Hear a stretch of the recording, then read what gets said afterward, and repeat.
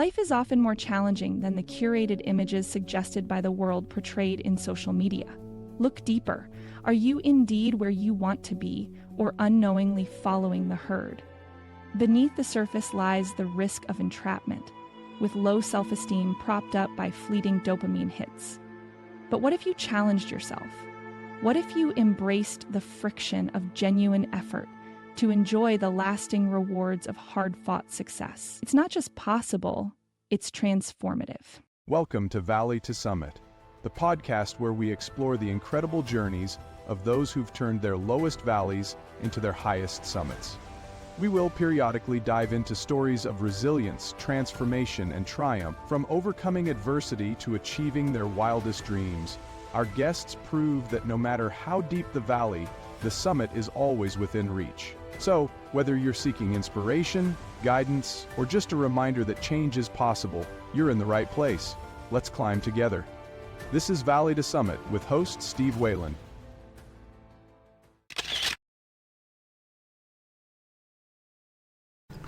This is strange for me. I've never interviewed people. So listen, Jordan, thank you very much. This is the first episode of Valley to Summit, and we're sitting here with Jordan, a person that is very inspirational for me on what he's been able to accomplish. I wanted to capture some thoughts of his, and maybe his inspirational journey can help others. So I took some time to write down a few questions. Jordan, do you want to tell a little bit about yourself? Yeah, so I'm Jordan, and I have been on a journey for all of my life, more specifically the last 3 years or so. I, at my worst, was almost 600 pounds and just was not happy with any part of my life. I had recently gone through a divorce. I had moved back to North Carolina and thought that returning to North Carolina would be the solution for me to go back to the last place that I was happy, when in reality it really only made things worse. I think in the year that I was back, I gained another 75 to 100 pounds, and just was in a real struggle. But over the last 3 years, I have completely changed my life around for the better.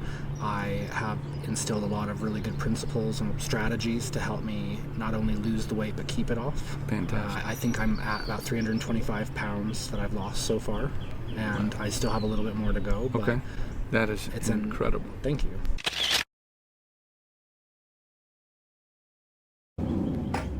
So Jordan, I've been wanting to ask you, your early childhood, was there patterns that contributed to your food addiction? Can you share a little bit about how you recognize that connection and how addressing the situation played a role in your transformation? Food addiction is so different from other addictions in the sense that you can quit cold turkey with alcohol. Theoretically, it's not easy, but you could. Same thing with drugs, same thing with smoking. If you want to, there is a path forward. With food, you have to eat no matter what, or you will die. So it's not one of those things where I can quit something cold turkey. But what I can do is quit the trigger foods. And for me, it is an all or nothing mentality, because I cannot just say a little bit and I'll be fine. Think of a smoker. They've stopped smoking, and one puff turns into one cigarette, turns into one pack. I've been sober for about 2 years now, and I get it. It took me a while to understand that same sort of thing. And it's hard. It's like those Lay's potato chip commercials. Yeah. You know, just can't eat just one. And food is all around us. One of the things I had to do at the very start of my journey was stop television. Stop YouTube, stop going on social media. People got mad at me because I was no longer on social media. It was right after COVID time, so people were just starting to get back to doing things. And the food advertisements were there constantly. On the radio, no matter where you go, you will constantly have a reminder that food is there. Normally the comfort food. Correct. It's not the food that you should be eating. You don't really see, here's a carrot commercial. Exactly, or here's the apples that you should be eating. It's always for potato chips or ice cream, sodas. And it's just not helpful to my journey. Sometimes, especially on journeys like the one that I've gone through and what I know a lot of people have to go through, You have to know when to stand up for yourself, and even though it may hurt other people, there's a way that you can do it, and I know for me, I don't do it well.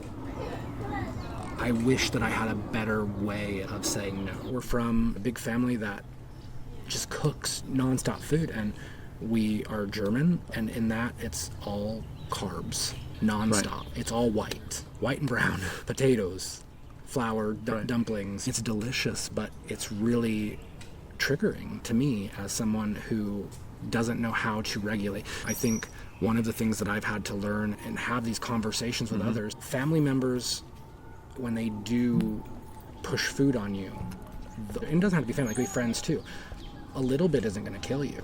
Right. A little bit won't. You can have just a little bit. They don't understand when it's a food addiction that there's no self-control. Once I have one taste, I'm gonna want more and more and more. The food noise won't stop. The best way that I relate this to my family members or friends is my family, we always joke, but I tell them that they're food pushers. You could have already eaten a large plate of food, but it doesn't matter because they're gonna make sure you have a second plate or a third plate, or, well, you didn't try this dessert, or you didn't, well, what's the point? It's a holiday. You need to eat. It's really a distortion in the sense that our family members might think that they're showing love by making sure that you get fed or that you are eating well, when in reality it can be harmful. A lot of people will show complete and selfless love by giving you food or cooking for you. They may not truly understand. Sometimes it's taking the time to explain it to them and let them know your journey and the struggles that you have. It might make a difference, or it might not. Some people can't change, but advocating for yourself is one of the biggest things that I've had to learn, because peer pressure is huge. So now you've gotten to the point that you can go to restaurants and you just have that sort of control, or do you away from certain restaurants? We're over 3 years in, and I know that I have to consciously think about a lot of different things. For example, getting rid of fast food altogether, for the most part, it's easy, but there are times when you're traveling or in such a hurry that you couldn't plan. Planning is a huge part of my success. I had to meal prep and things like that to be successful, but there were times when it just wasn't feasible, and I had to learn what are the healthy swaps, what are the restaurants that aren't going to trigger me more. And as much as I maybe don't agree with some of the things that they stand for, Chick-fil-A was one restaurant where I could get, for me it was always a kid's meal with 5 grilled nuggets, a side of fruit, and an iced tea. And it was like 300-400 calories, but it got me enough food to get me to my next meal without having to get French fries. How many restaurants do you know of that offer a side of fruit that's not just like apples or something? This is actual strawberries, apples, blueberries, and then the grilled chicken. It's the healthiest option that I could come up with for me. And so, can I go to restaurants? Absolutely. But I am very cognizant of where we are going, and I will ask people ahead of time, where are we going, so I can look at the menu and try to figure out what am I going to have, so I don't have to have any peer pressure. I already know exactly what I'm going to have, and it makes things so much easier. At the beginning, I said, I'm not going to be able to go because I don't think I have the willpower to get through the meal, especially at a Mexican restaurant. 4 chips is an entire tortilla, and people don't realize that when they're getting basket after basket. It's definitely tough. Okay. Can you take me back to the point where you realized a significant change was needed in your health? I don't know that it was me necessarily that realized this until I had a conversation with my doctor. I remember it was the end of November of 2020. I think I had a cold or something, and I just needed to be scoped out. I went into the doctor, which I avoided like the plague, because every time I went in, I felt like I was only going to get chastised more. I was going to be told, well, you've gained more weight. What are you doing with your life? I remember explicitly that my doctor came into the room after I had gotten my blood pressure done and everything with the technician, and her face, I could just tell something immediately was wrong. Right. And she sat down and said, I'm going to start out right off the bat and tell you that at this time, I am going to end being your doctor. Now, I say that to say she'd been my doctor since the first time I lived in North Carolina. Before I moved down to Florida, I had continued to see her while I was in Florida. I would come back up to Wilmington and see my doctor when I would visit my office or friends. She's been with me for now going on 13 years. At the time, it was 10 years, and she said, you know, you've come in so many times, and every time I try to give you every opportunity, whether it's medication, therapies, whatever, and you don't do anything about it. And I've realized at this point, I cannot do anything more for you. You have made the decision to go against all of my advice and all of my medical expertise, and all you're doing is harming yourself, and I'm not going to be a party to it anymore. She's like, I'm going to help you find a new provider if that's what you want to do, and I will help get you over this sickness, but unfortunately, after this visit, we're severing ties. And I went home and I was just mad. I remember just not being happy and thinking to myself, I can't believe she'd do that to me after all we've been through type thing. And it was almost like betrayal. But it was more so I was projecting my anger on her for her decision versus the actions that led up to it.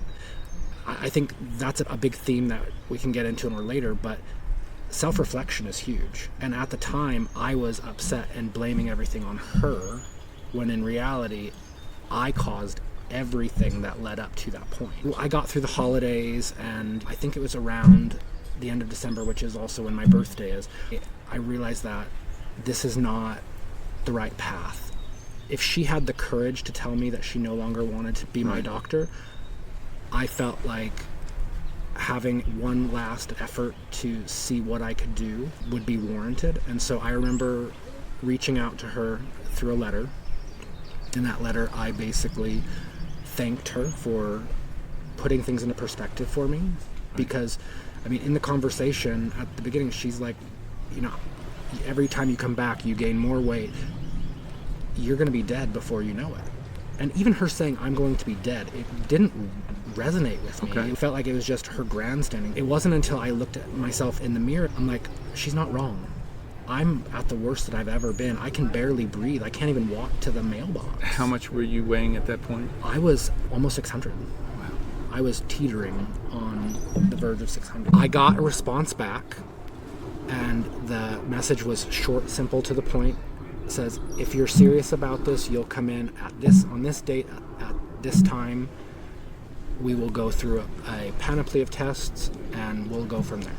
That must have taken, I mean, the courage that took for you to write that letter and send it is remarkable. I didn't realize at the time just how profound that one step would be in my journey.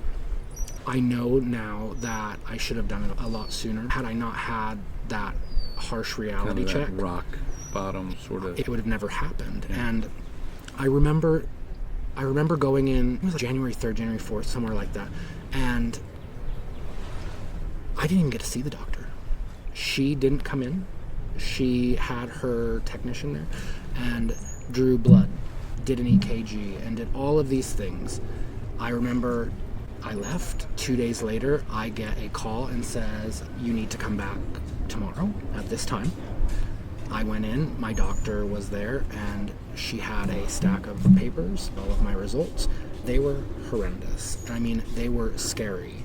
My blood pressure, I mean, granted, I was a little bit nervous, but my blood pressure was like 170, just sitting there, my systolic.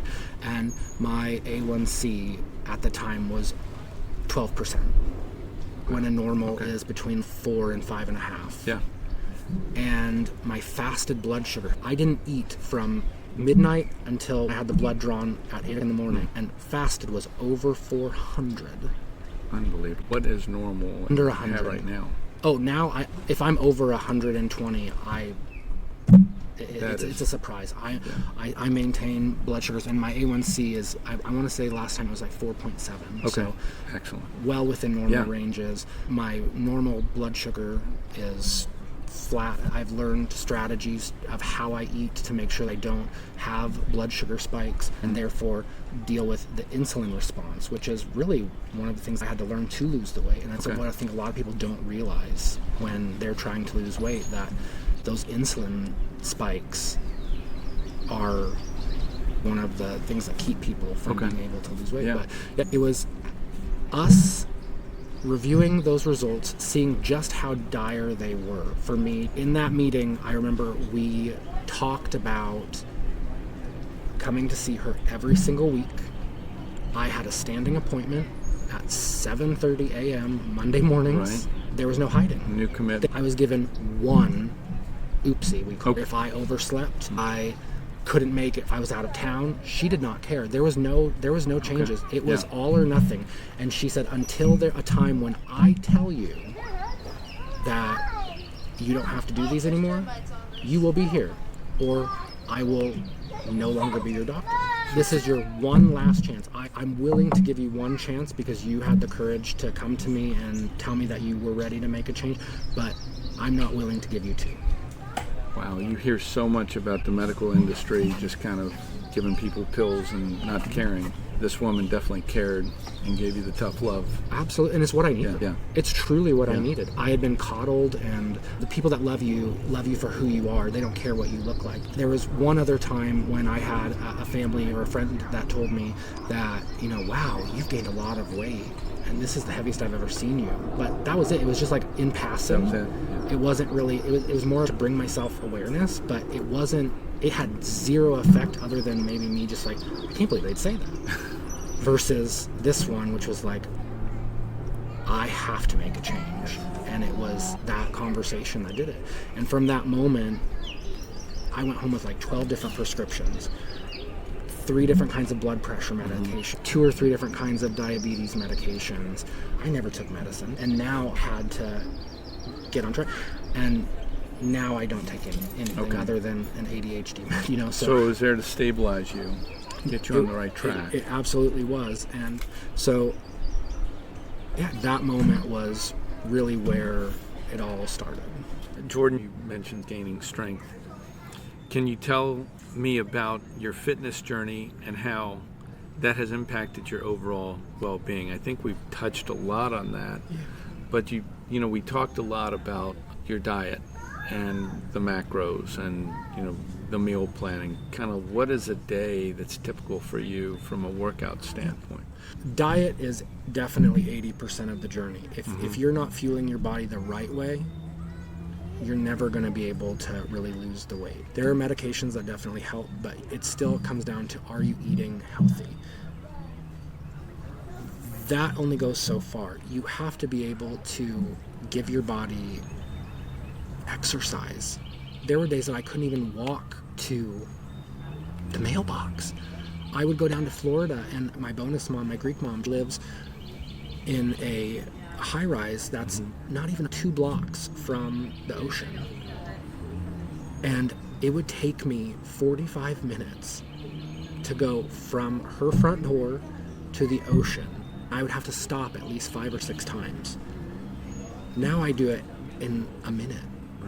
2 minutes, like it's nothing to me. But before, it was crazy. I couldn't do it. It is not something that you can just rush into, and that's something I had to learn. It goes back to that all or nothing mentality. People have to learn it's not about the intensity, it's about the consistency. You have to make a conscious effort. I don't remember what book I was reading, but every day we make the choice to go to the gym, even though we hate it, even though we don't feel like it. Every time we go to the gym or eat the right foods, just consciously make the correct decision. We're casting a vote for that person that we want to be. And it sounds corny, but it's so powerful. It's self-esteem. I remember we were having coffee one day, and I told you, I haven't gotten my steps in. I haven't gotten my goals met for the day. And you told me, well, once you're done, text me. And I texted you because Yes, you did. even though it was late in the evening, I still went and made sure I got my steps in, I got my 30 minutes of exercise in, and that's huge. Consistency is key.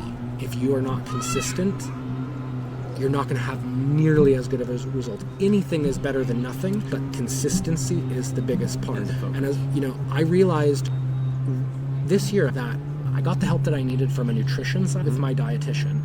What I knew was missing was the strength training. I can do cardio for days. I can be on the treadmill and walk at a very high incline for a long period of time. Everything is fine and dandy.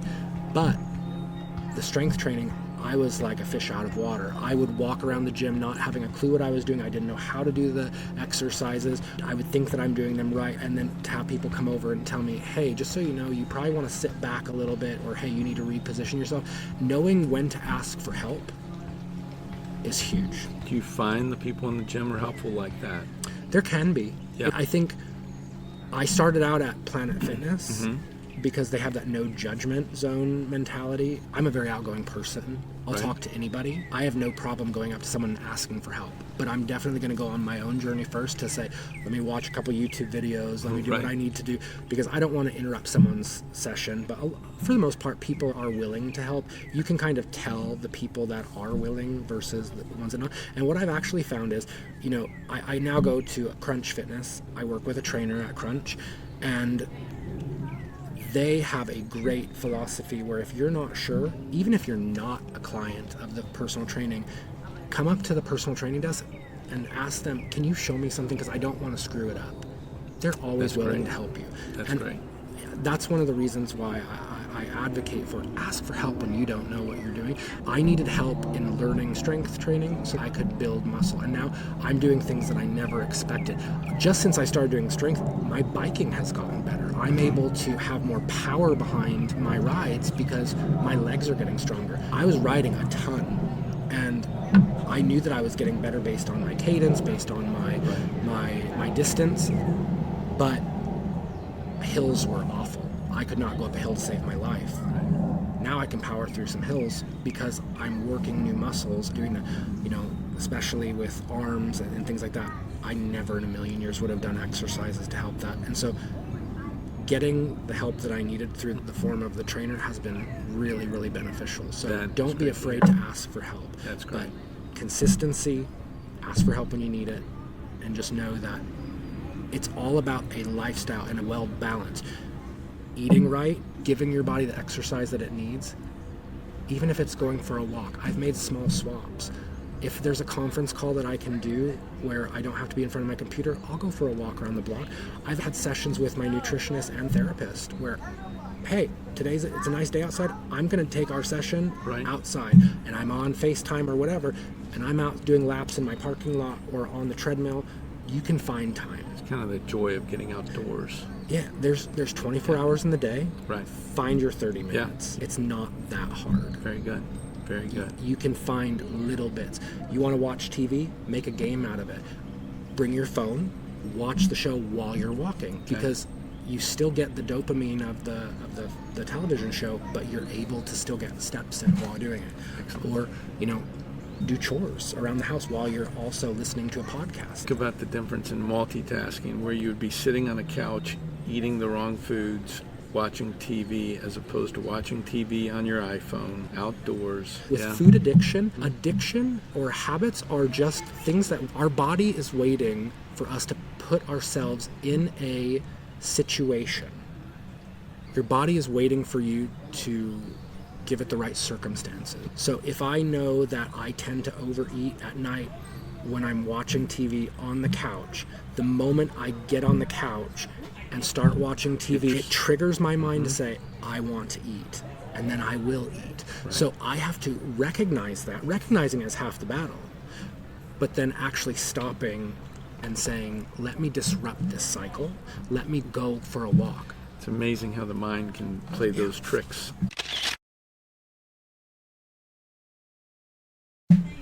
Many people find attaining such a significant lifestyle change difficult. What strategies, and you mentioned one about meal prepping, or mindset shift have been crucial for your sustained success? So that is a great question. It's all about strategy. Truthfully, any endeavor you go on, you have to have a plan. If you don't have a plan, you're winging it. Sometimes winging it works out, but most times it doesn't. Every week, I have to go in knowing exactly what I'm going to do. I had to meal prep, grocery plan, look at the ads, and make those decisions. I would spend a lot of time looking at healthy recipes, whether on Pinterest or articles online. Now, I utilize AI a lot. Okay. It gives me ideas. I tell it what I might be in the mood for, or hey, I don't have a lot of time this week, but I still need to get my meal prep done. Help me come up with a game plan. There's a dietitian that can help me.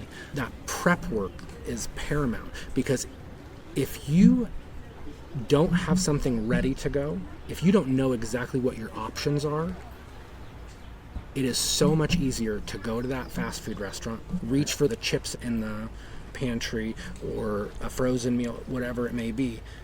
If I can plan out on a Sunday for the rest of the week what I'm going to have ready, so when I want a snack, I can go out and get this, or I have it ready.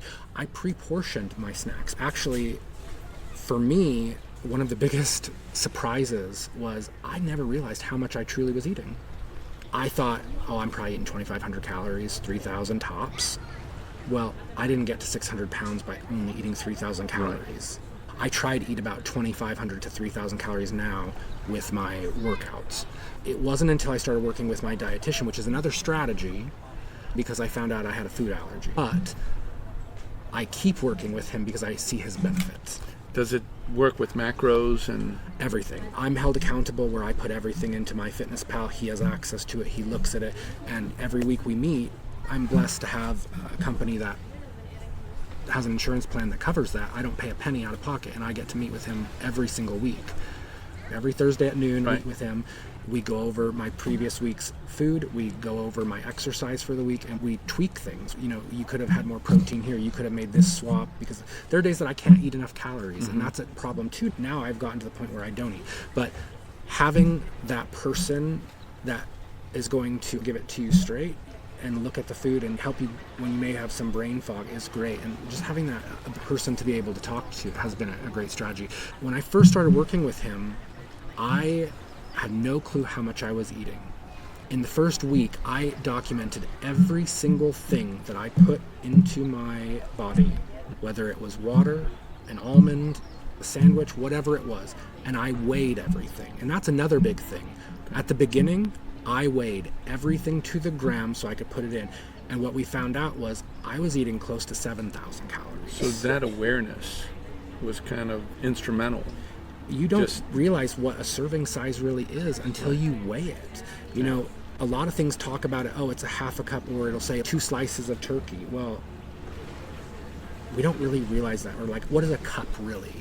Are you getting that measuring cup out and measuring it?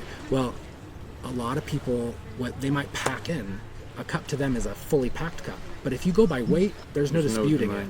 It is the weight. And so for that, it was everything to me. And when I realized that I was eating the 6,000 to 7,000 calories a day, I was shocked. I thought a handful of almonds, that's a serving. Right. Well, my hands are pretty big. And what I realized was my one handful of almonds was really 2. And almonds are very high in fat, which means they are also high in calories. They're great for you, but it wasn't conducive to my journey. One of the strategies that I implemented was, in my meal prep days, I would take plastic baggies and fill them with 1 serving size. Okay. So I knew that if I got hungry for something, I could go to my snack drawer, grab 1 pack, and easily tag it into my FitnessPal because it's already pre-measured. I had already weighed out 1 ounce of almonds or pistachio, whatever it was. It could have been deli meat. I had the deli meat and cheese packs that I could quickly make a sandwich. In the morning, my smoothie packs and my oatmeal. My Greek mom, I call her, developed a smoothie, and it's out of this world incredible. It was a staple in my breakfast every day because it had a ton of fiber, which I learned was very important for the carbohydrates in terms of the glucose spikes. But it had protein in it. It's not just a boring smoothie. It has like 10, 12 different ingredients. In the mornings, people are in a hurry. I don't have time to sit there and weigh out everything every single morning. So doing that prep work ahead of time and having individual baggies, and the same thing with my protein oatmeal, I would pre-weigh everything, so all I had to do was dump. Ready to go. That is huge for success, to have a plan. If you don't have a plan, you're setting yourself up for failure. There you go. Losing the weight that you did is an extraordinary feat. It's amazing. What are some of the initial steps you took, and what kept you motivated during those early, perhaps challenging days, if you can think back? I remember the mentality was always, if I make a mistake, it's okay, I'll just start again tomorrow. And I always had that all or nothing mentality. If I made one poor choice early in the day, the rest of the day went to crap. I may have overate breakfast or had too many servings of cereal, whatever it was. That meant for lunch I was going to go out and have something else. Since you already blew it, Exactly, why not? go all or nothing. I realized that was doing a big disservice. I also had to realize that you have to stop thinking of things as good versus bad. Everything we do is a decision. There's a book that was recommended and I read called Atomic Habits by James Clear, and it's an incredible book. I know distinctly that at the very beginning he talks about this concept of the plateau of latent potential, where, you know, I think that because I have been eating great for 2 days, and I think that I have gotten my 10,000 steps in for a week, that I should have lost 20 pounds. I didn't get to 600 pounds overnight. I'm not going to be able to lose all that weight overnight. It is a process, and progress is not linear. I had to have some big reality checks. That was something that was very hard for me, but it was necessary to have those successes. Another big thing for me was realizing that it's an amalgamation. Every little choice or decision you make adds up to a larger purpose. Okay. So me choosing to eat well right now, and then also doing the steps and being consistent, that's where it matters. Yes.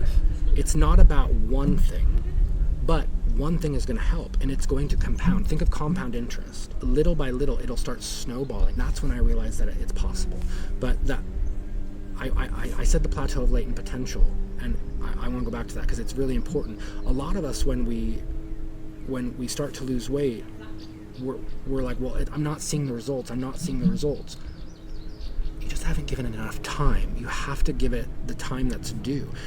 An ice cube isn't going to melt at 30 degrees. It's not going to melt at 31 degrees, but it's all of that time built up getting to the 32 and above for it to melt. It's that plateau of latent potential. We have to wait until it takes hold, and that's when success will happen. I think a lot of people get hung up on the number on the scale, and that's not something that I advocate for. I'm a person that obsesses over things. If I see myself gaining even a half of a pound, I immediately think, what did I do wrong? I overanalyze everything and think to myself, what could I have done differently? Where did I make my mistake? We have hormones. Our body will constantly be doing different things. At the beginning, you lose a lot of weight because it's water weight. You're losing the inflammation weight. You have to give yourself the due time, because people will see a big chunk of weight loss at the beginning, and then they get to that plateau and have to continue their journey. Most people can't make it through that plateau of latent potential, and then they give up. So it doesn't catch hold as a lifestyle. No. It's like the 30-day People think diets. of it as a diet. Exactly. Right. They're doing a moment in time change. I've changed my lifestyle. I have completely rewired my brain and changed my life. Does that mean I don't have any challenges? No. I'm a work in progress every single day. I still have a long way to go. What's a perspective of what is long term? Like if somebody is trying to lose weight for spring break, that is their long term. Your long term is 20. Life. I was told in that meeting with my doctor I was going to die soon. And 3 years later, I'm doing things I never imagined I would do. When I met you, I never thought that I would get on a bike again. I actually came in months before I was ready to buy a bike, and I would come in multiple times a week looking at different options, making sure I asked 1,000 questions. I probably was the most annoying person you've dealt with, but it was because I was so nervous to get back in. And now I go on 40, 50 mile rides and love it. I went to Spain recently and I went from Malaga to Nerja, which is a beautiful ride. I never thought that I would go to another country and ride a bike for fun. And that's what this journey has allowed me to do. I've gotten a new lease on life that I never thought I would have. That is very powerful. Yeah. Wow. Thanks for sharing. Absolutely. Did I get all the points? Yeah, you did. Okay. That was incredible.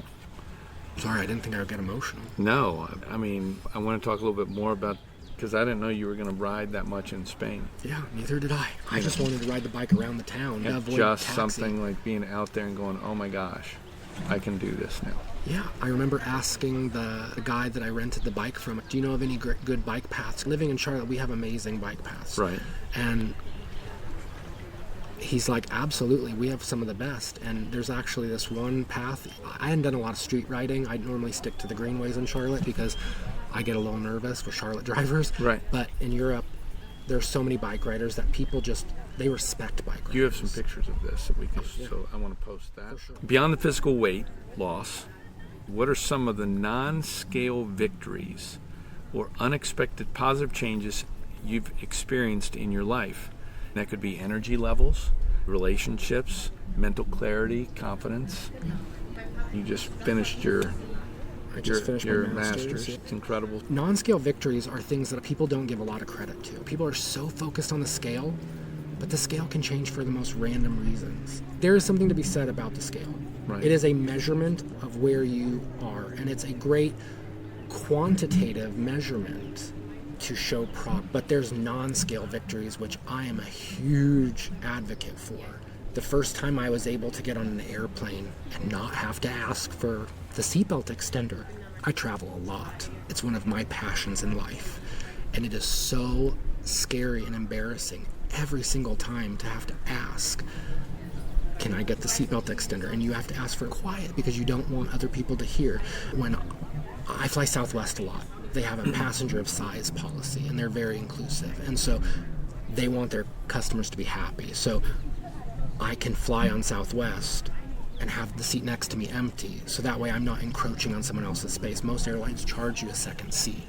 Southwest makes it easy to do business with them. Great. And I think some people take advantage of it, and they're like, well, I can still fly because I can do Southwest. Back in the day, I had the mentality, if I can't fly with Southwest or drive there, I'm not going. I don't want to have to pay for 2 seats. And air travel was a lot more expensive back in those days. But I remember how many times I would get looked at and people would talk. You get stared at when you're an anomaly. You are just something that people probably haven't seen a 600-pound person. So people stare at you without realizing it. And you're consciously aware of it, subconsciously. You just know people are watching you. I remember that I was on a plane ride and there was a person sitting next to me. They were speaking in Spanish and talking about, I can't believe I have to sit next to this fat person. Oh my God, can he get any closer to me? They had no idea that I spoke fluent Spanish. I never said anything to them. I waited a little bit and I adjusted myself to give them more space, but being able to get on an airplane, fasten the seatbelt without having to ask for one, being able to not encroach on someone's space, that's huge. I was only ever able to shop at Casual Male XL, Destination XL, or like King Size Direct. There's like 2 stores that I could shop at. And there are stores. Kohl's has a great big and tall section. JCPenney, Dillard's has a big and tall section. But it wasn't big enough. Right. Wow. At one point, I was wearing a 7X t-shirt. 7X. I still have some of those shirts. My largest jean size was over, I think it was like 62, 64, somewhere in there.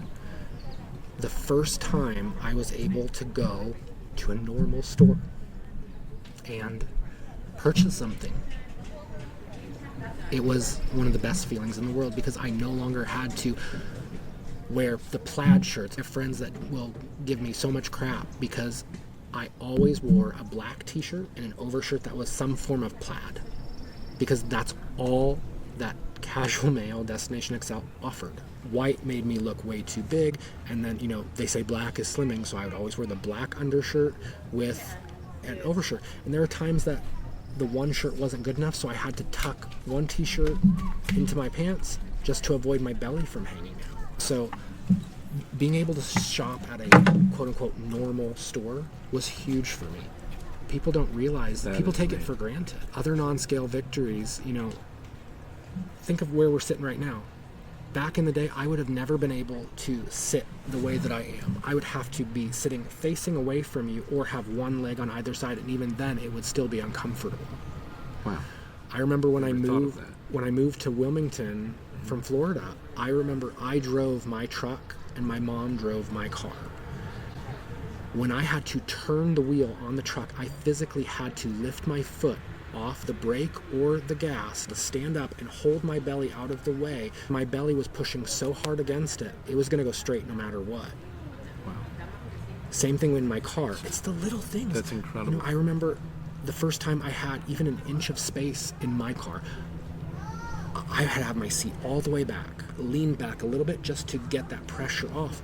As I started losing weight, I realized I don't know how I've been driving like this because I can't even reach the pedal. I had to actually move my seat forward a little. It was crazy to me that these little things would bring so much joy to my life. They're the non-scale victories, the things that keep you going. Right. I try to find new non-scale victories every day. That's what keeps people going. It's not just the numbers, because there will come a time in your journey that you plateau, and it's very discouraging when you plateau. But remembering those non-scale victories keeps you going. Were there any particular people, resources, or moments of support that were especially meaningful during your journey? It's funny that you mentioned that, because there are a lot of different people for different reasons. So I mentioned the doctor. She was the catalyst that started everything. And she still to this day is one of my biggest cheerleaders. Now I meet with her every 6 months or every 3 months if I need something.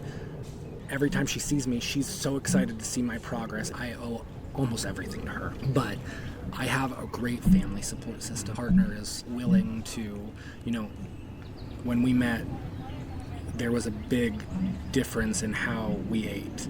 And I ended up doing all the cooking because otherwise it was going to be going out and eating, and that was not going to be conducive. He's a great support for me. I have a fantastic family that's there. My cousin, she's really like my sister. She is a huge inspiration to me, as she says I am to her. Together we've lost over 500 pounds. Growing up, we were always the fat kids. I hate to say it, but it's the truth. We were always the only ones in our family that were that big. And now we're getting to the point where people don't recognize us. That's incredible. And so we talk every day. She's coming to visit me this week, and we're going to experience Charlotte and things like that. She's a huge motivating factor. When I'm having a rough day, she's one of the first people that I reach out to. If I'm struggling and I'm having doubt in my mind, she's one of the first people that I talk to. My nutritionist, having that every week accountability is huge. People might not be able to afford that. They might not have the privilege that I do with my insurance, but just finding someone that can help be your accountability buddy. They help you to stay accountable in whatever that means.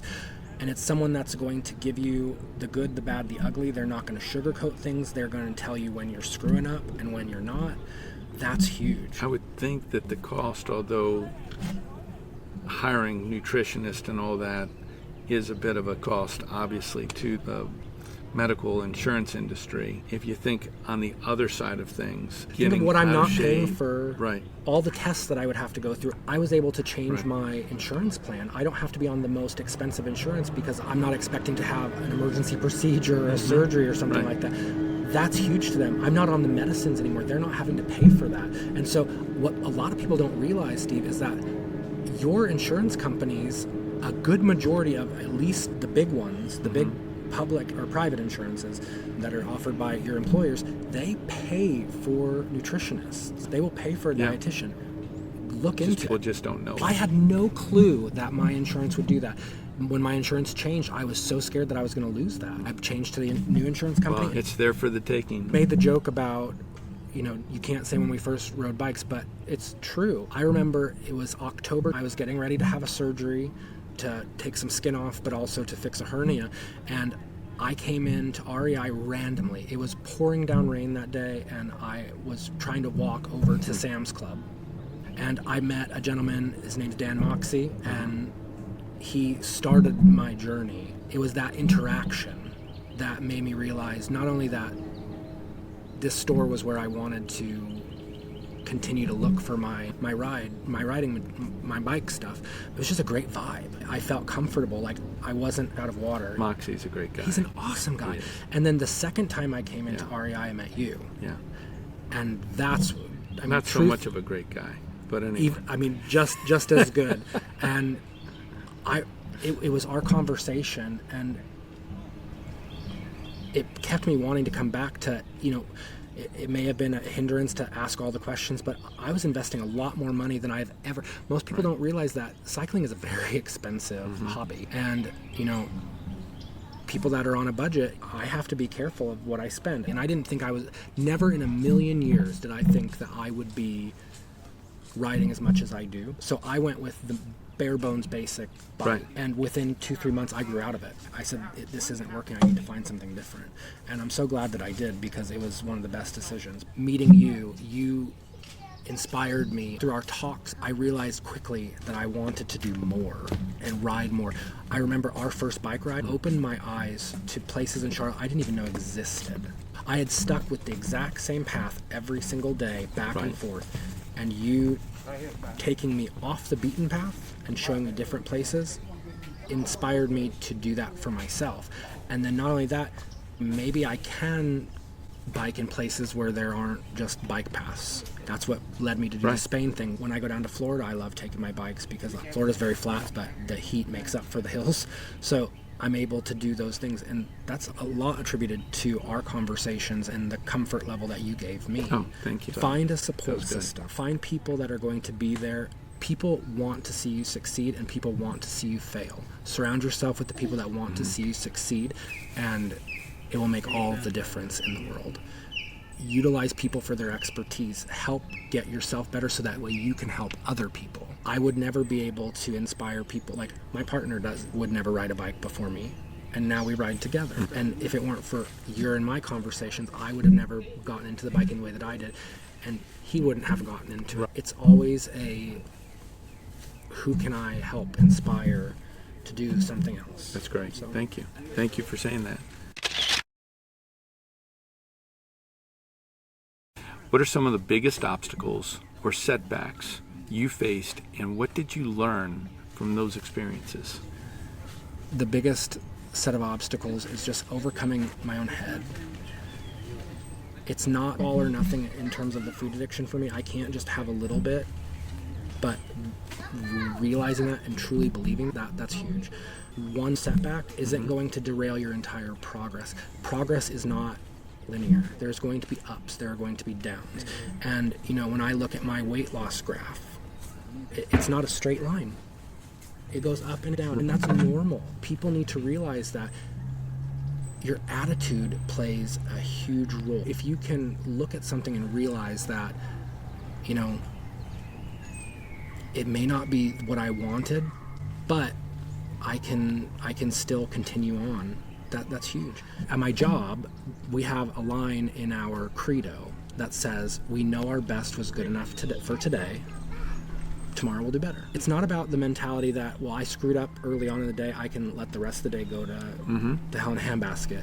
It's about, I'm going to just try a little bit harder tomorrow to make up for maybe what went not so according to plan today. Okay. It's also realizing that you have the power if you believe that you do. The worst part of the journey is taking the first step, and that was the biggest obstacle, truthfully. Writing that letter. Right. Hearing those things from the doctor. Getting up every Monday morning and being at the doctor. That was hard. Eating right, that's not so hard. It takes willpower, but it's not the worst thing in the world. Once you're there, you've got it. At the beginning, weighing everything, measuring everything, it sucked. But now that I've done it so much, I know that when I eat something, I'm eating the correct amount. I know for the most part where I'm at. Do I still weigh and measure? Absolutely. Today I did. When I had my lunch, I brought the scale out just to make sure that I was within the ballpark. And believe it or not, I was underestimating. Okay. Or no, so I was overestimating. Right. So like I said, oh, I'm eating 125 grams of this. When in reality, it was more like 100. It's important to know that this pain is temporary. Continue. Just keep going. If you can change your mentality, if you can find that light and grasp onto it, that's the biggest thing. Yeah, those are good points. Let's wrap this up and we will go walk. Sounds good. Jordan has to get his steps in. I do too. So we're going to take this on the road. Jordan, knowing what you now know, what advice would you give to someone who is currently struggling with their weight or other type of addictions and feel overwhelmed by the prospect of change? Change is going to be scary no matter which way you look at it. We're so used to wanting things to be constant. We want things to be at the status quo. Anytime that we introduce change, it's going to be scary. Embracing that change is half the battle.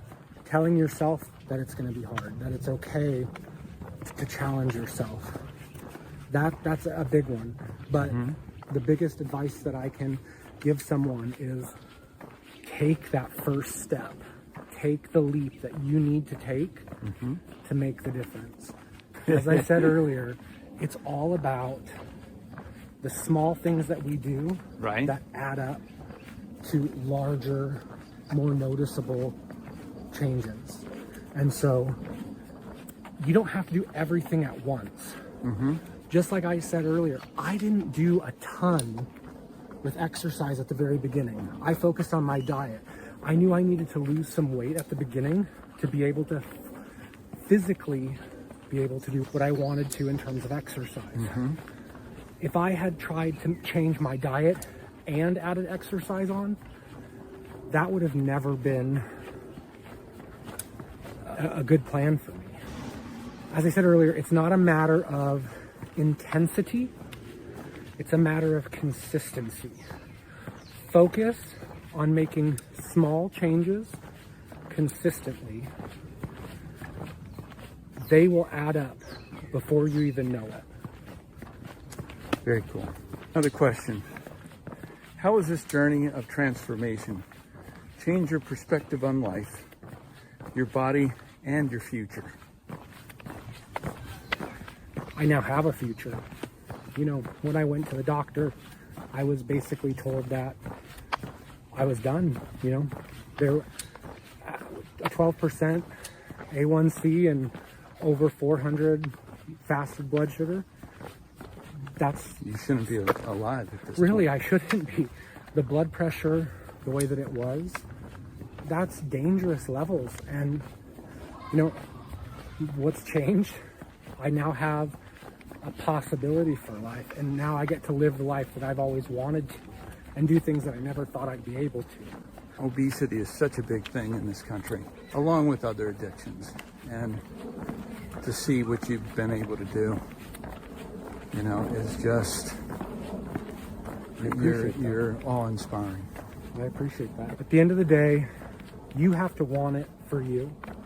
You have to want to make the change, and you have to be able to see that even though it may not look great right now, there is light at the end of the tunnel. You just have to keep going. The moment that you least expect it, something will happen and all will be revealed, so to speak. This is very appropriate up this hill, valley to summit. As we're coming up on this hike, I'm impressed with your cardiovascular. Okay. What are your hopes and goals for the next chapter of your health and well-being? I know you were able to go hiking. I know that you went overseas to, what was it, India? I did. Just to go hiking. Well, it was for a lot of different reasons in India, but one of the highlights was being able to hike in the Himalayas.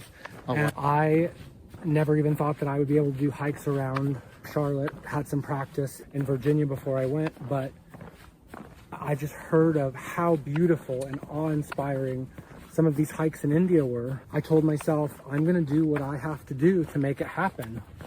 We had one day whether the weather was good, bad, or indifferent. We had to suffer through some pretty cold temperatures to make it happen, but it was totally worth it. I can't tell you how many people we saw going up the mountain that could only make it so far. Oh gosh, it's like 5,000 feet in elevation gain. That's incredible. And it's rated hard amongst, if you look at all trails, it's nothing like I had ever experienced here because it's all boulders that you're traversing. No amount of practice that I could have done would have really led me to be able to do that hike. It was all about mindset, willpower, and just getting it done. I didn't come all that way to only go up half. I took the steps that I needed, and that's a big part of the journey, whether it's exercise or diet. Sometimes listening to your body is key. You have to know when to say, I need a break. I need to pull back. If I want to stay consistent, I can't let the intensity take over. Even though this hike was crazy, for me, as someone who doesn't hike, I still did it, and it was one of the best feelings in the world. I think that day we had like 40,000 steps. It was just insane. We hiked for 12 hours, went to 2 different summits. It was incredible. If you're ever in the Dharamshala region in India, highly recommend doing the Triun Trek. It's well worth it. That is incredible. My desire to actually publish an article that I sent you. Yeah. And it had to do with goals. Yeah. And I haven't ever published it. It's 15 pages. And I think it was well written. It definitely was. But who's going to read a 15-page article? A friend of mine pointed out that it just didn't make sense to publish it in the sort of format that people look at things now. And there's got to be better ways to get across the point about the values of goal setting and being able to be determined, learning grit, and all of those things. That is something I just wanted to bring up. If you try to go into any journey that you want, if you don't have an idea of what your goal is, and you don't have an idea of how you're going to get there, your likelihood of success is significantly reduced. Take the time to make those goals. And they don't have to be the most crazy goals in the world. One of the biggest non-scale victories that I had was being able to shop in a regular store. That was one of my goals. It took me 2 years of my journey before I was able to shop in a regular store. I had to lose 250 some odd pounds. Totally worth it. Think about that type of goal. And I think one of the things I notice in my health and wellness coaching practices is there are a large part of the population that never figured out how to have a vision and never knew how to actually break things down into goals and what those look like. The reason that we're here in this gymnasium has to do with us reflecting upon what the interview was all about. We wanted to fill in a couple holes that were there from a technical perspective. We got kind of caught up into walking and making a kind of a quick end to it, and we wanted to just finish this out a little bit more polished. As we went through the footage, you mentioned that you'd like to talk about excuses and things that you ran into during this lifestyle change or the mindset change. Do you want to explore a little bit more into that? So I think for me, one of the challenges that I faced more often than not is that idea of I'll start again on Monday. It's a very common theme in our world, but at the end of the day, it's something that's a real issue. It's that I'm willing to give up all the progress that I've made to give in to this one urge, when in reality, it's going to make you feel the guilt after. It's going to make you feel worse than it would have if you had just potentially stayed course. And one thing that I have had to learn is either to reach out to someone, whether it's talking to a good friend of mine or distracting myself. A lot of times we'll get an urge. How we overcome that urge is the key. Urges will happen constantly. Whether it be driving down the road and seeing a restaurant or watching something on TV. We talked about it before where it's all around us and it's not the good foods that we should be doing. Right. So for me, I had to find a way to distract myself, whether that was going on a walk, making that phone call, just getting my mind off of it. Some people will say, drink some water and then wait 15 minutes and see if that goes. But some people don't have that 15 minutes to wait. The urge is so strong, the desire is so strong. And the idea of I'll start again on Monday, it's a real battle for people. And I battle it constantly. I'm conflicted on this topic because, number one, you never want to feel like you're giving up or giving in. But at the same time, we also have to realize that we're not perfect and give ourselves a little bit of grace. One decision to start over or to give into that craving isn't the end of the world. Right. It's realizing that you can take that and have a reset point and move forward. Last time I had said that a food addiction is unlike other addictions because you can't just give up food.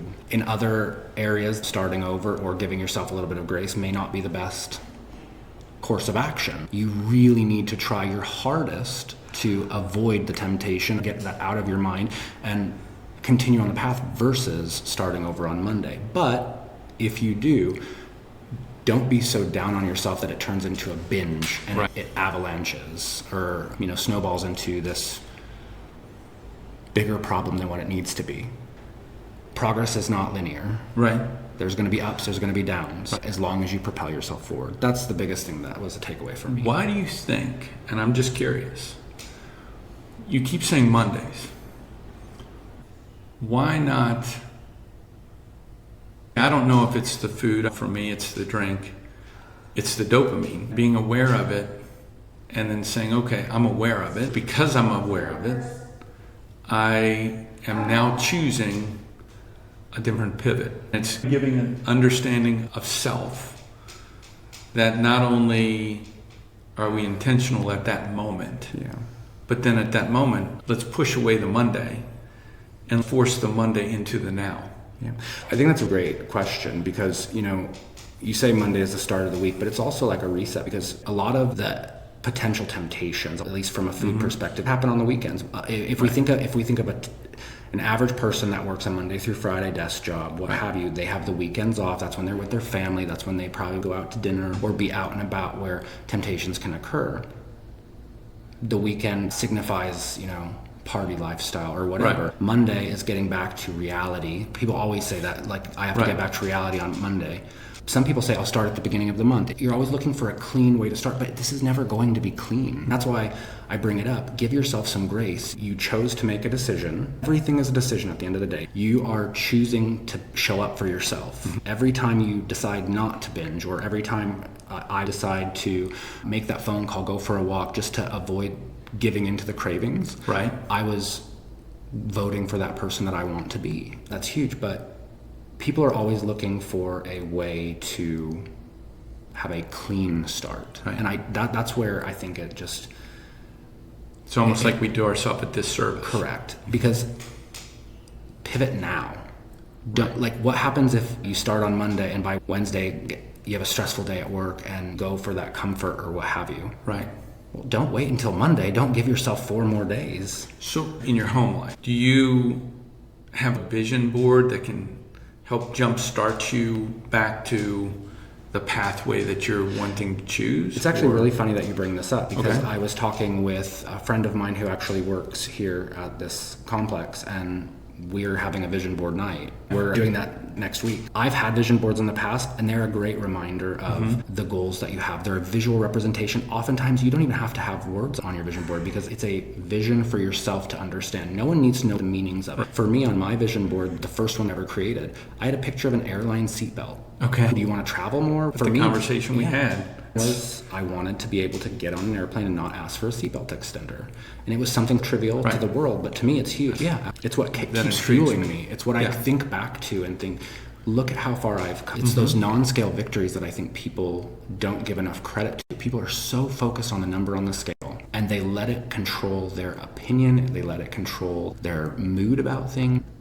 You have to focus on the whole picture. What are you doing for your life? What are you getting better at? The biggest thing is give yourself some grace. Like, stop focusing on the excuses and use those excuses to push through.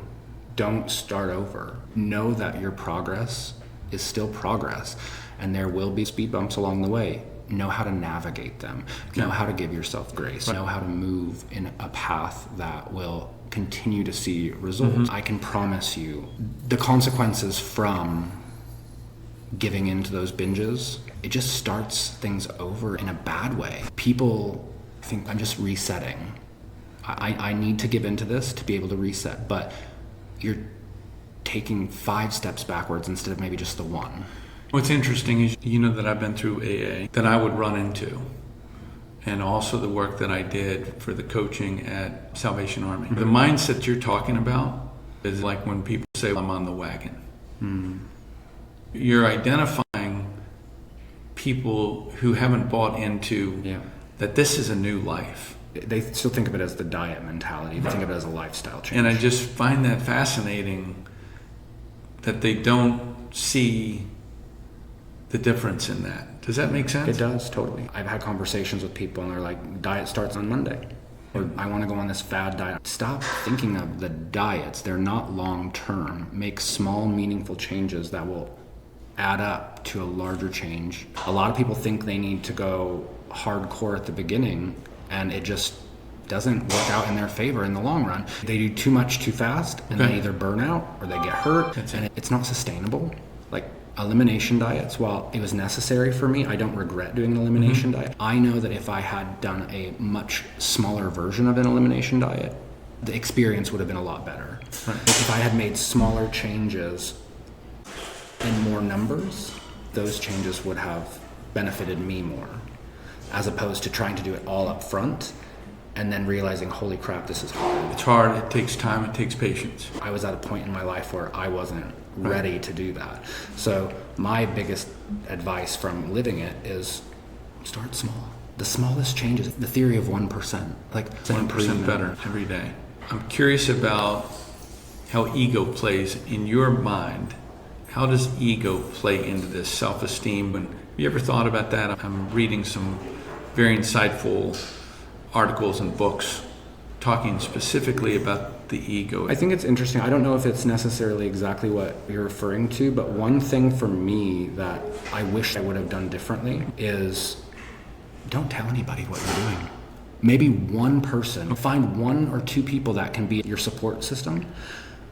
Don't tell the world your business. Don't tell them what you're going through, because if you fail or have a setback and people know about it, a lot of people are not going to be as supportive as you might think they would be. They're there to cheer you on when you're doing great, but the moment things go a little cloudy, they're not going to be your pillar. So hold on to that. Be proud of it for yourself. My ego told me I wanted people to know my progress. Like, I wanted to know, look at what I've been able to do. And that helped fuel me in a lot of ways. But it was when I would go through those valleys, because it's still not linear. There's still going to be challenges along the way. It was when I had those challenges that I felt so down on myself, because like I felt like I let other people down, and it was like a reflection on me. Like, okay, well, I've been doing so great, and now I've let these people down because I told them all the progress that I've made, and now it's stopped, or something like that. I've just learned from that. Be proud of yourself for you, and keep that within. There's no need to let other people in, other than a select few people that can be there for your true pillar. When you're letting yourself down, let's say, we're on Strava, we get the thumbs up, it motivates me too. Then when I go back down to the valley of something that happened, there's 2 ways to look at it. You're letting some other people down, which I don't think, when I'm not posting things, you probably aren't thinking, wow, he's really letting me down. And when you're not posting things, I'm not thinking that about you. But that's the ego component of the fragility of the ego. I'm reading this one book, and I'll get you the name of it. It's on my phone. It's recognizing that we have thoughts during the day. And then what we do with those thoughts, we start thinking about those thoughts, right? So it's kind of like an aha remembrance thing or whatever. And then it's the thinking that has a tendency to spiral down because we're putting our thinking energy into something of the past. And it's all wasted energy because it's rumination. And I find that has to do with ego. And it's been an interesting insight, thinking in terms of the rumination, which pulls you back down into the valley, and how do you move yourself forward when a thought comes through. You just let it go. You just let the thought flow through. It's going to come to you. You're going to remember something. It's a trigger. It's whatever. And just the value of recognizing that thought as just a thought. Yeah. And that you're on a completely different journey. The thinking starts the control that pulls us back down on the thoughts Absolutely. of our past. Absolutely, and I think you hit the nail on the head. It's that rumination of the past. I come from an analytical background. I used to be a forecaster in my previous day. I do believe there is benefit in learning from the past, but don't let it fuel all of your energy. We should still be looking to the future, having our mindset on that North Star, using what we've learned to help get us to that North Star. So it's one thing to just, take our past, find the meaning behind it, and use it to propel us forward. That's what we should be doing. To your point, I think a lot of people, once they start down that path, it's really hard for them to look for the silver linings to their failures, or whatever you want to call them. Right. Whatever their triggers, their past, because if they put too much energy, it will pull them back down. And I've been there 100 times. I've had to learn to use it as fuel to propel me forward. It's not the easiest thing in the world, but keeping in the back of your mind that the past is the past. You're not going to be able to change it. What you can do is change your outlook to the future. Okay. Makes sense. Okay. Well, while I have you here, I'm curious. I have a question for you. Why did you want to start Valley to Summit? What brought this to the table? Well, there's a long story and a short story. I'm going to tell you the short story. Okay. I've given a lot of thought about this, and there were times in my life that I've had people in my life that, for one reason or another, it would affect me, but it's really their journey, not mine. Come to the conclusion that you can't teach an old dog new tricks. As a matter of fact, my mom said that when I was trying to get her to recognize things that she didn't want to recognize. And I think that triggers me because I believe people can change. 100%. Not everybody takes up the... You have to want it. That's right. And some people just coast through life where they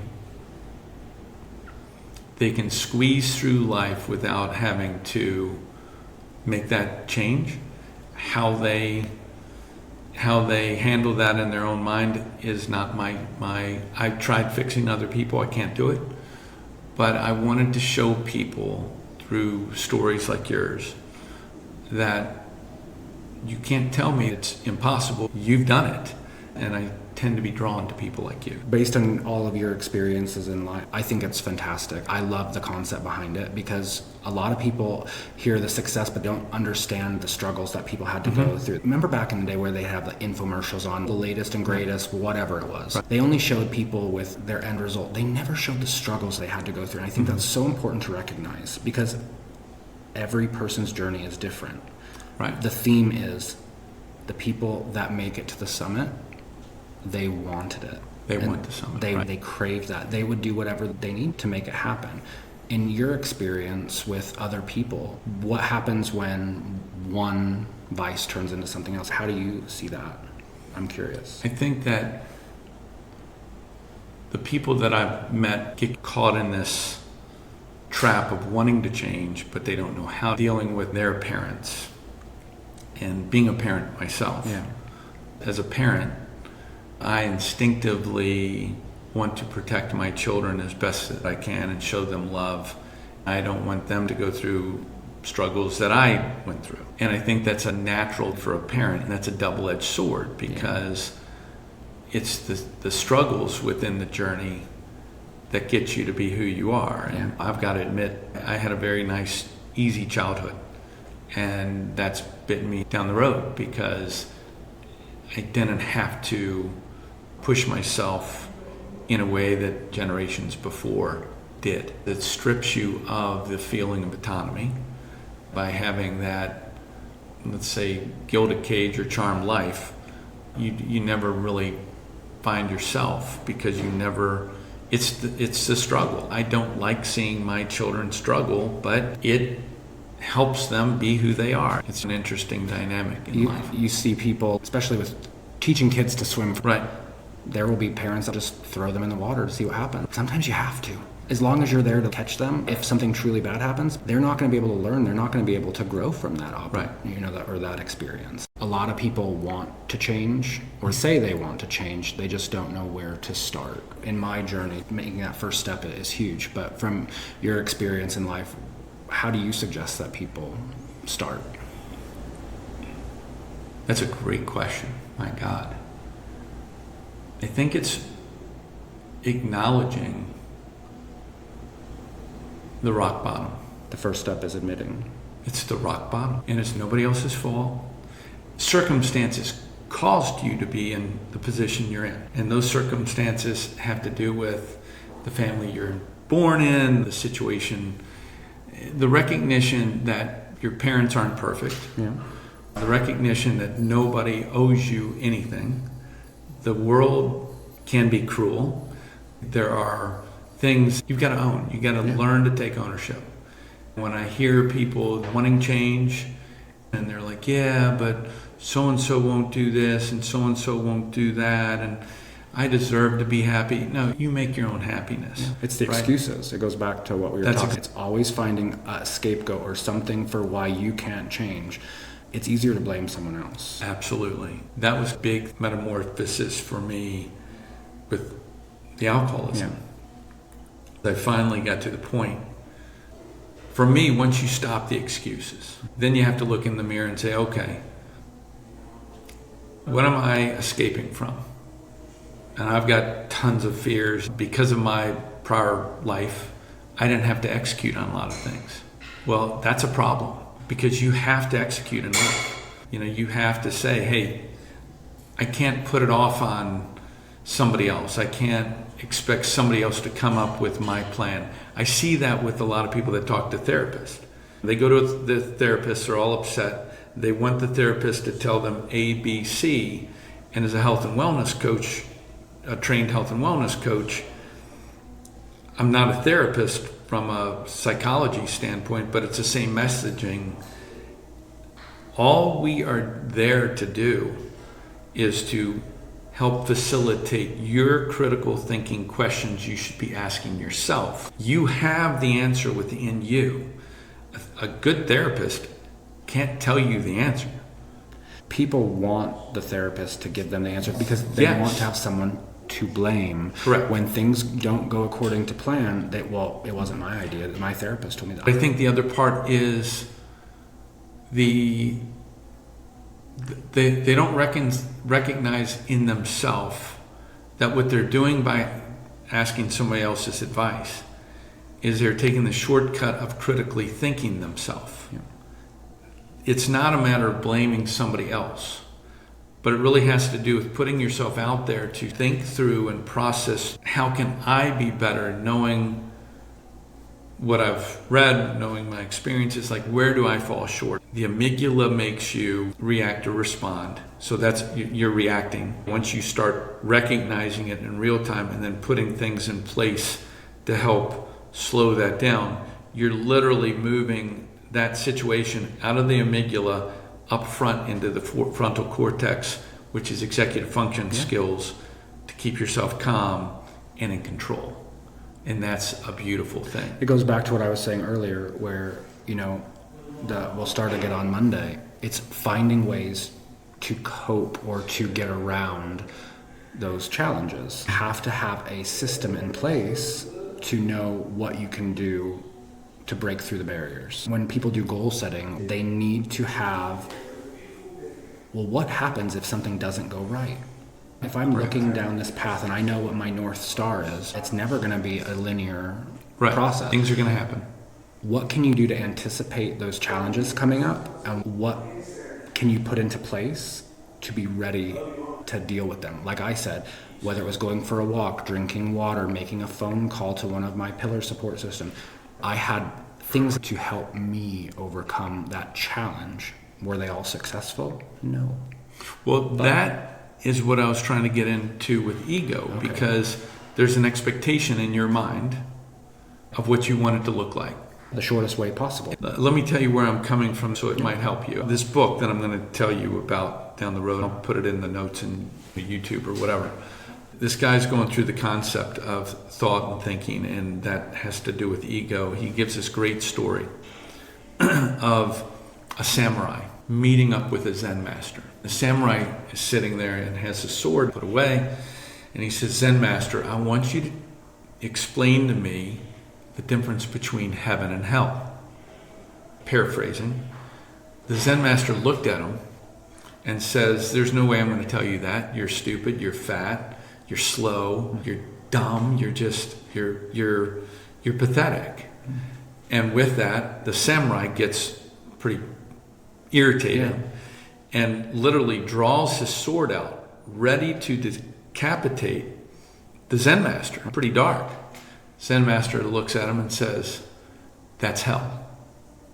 And with that, the samurai realizes what has happened, puts his sword down on the ground, and starts weeping.